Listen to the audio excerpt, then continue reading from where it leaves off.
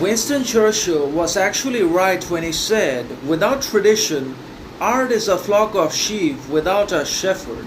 Without innovation, it is a core, meaning art actually has not always been something which is necessarily and which is entirely divine, universal, cosmic, and otherworldly, but art actually has also always been something which is humanly and that belongs particularly and primarily to the limited, finite, relative, and materialistic world in which we are living alongside other animals and species and natural components, and to which we have been assigned to by the universe as well as by the gods in one way or another. And basically, art also has to be backed by not only constant critical thinking, rational mindset, reasonable behavior, analytical analysis, logical outlook, but also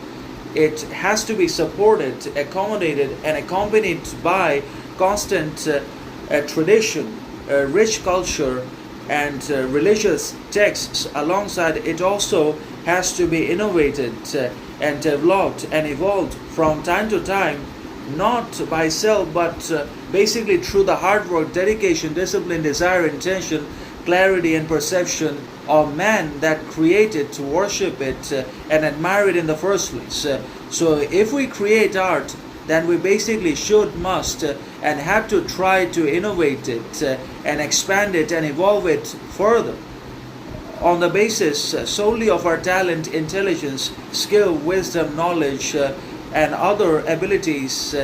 and potential that lay hidden within ourselves, buried in the deepest recesses of our psyche. We basically had to enliven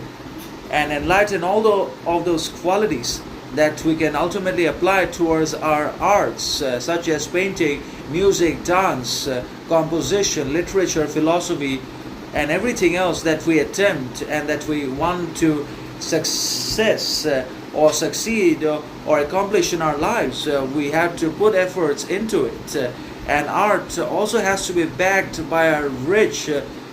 significant, meaningful, powerful, authentic tradition. So a tradition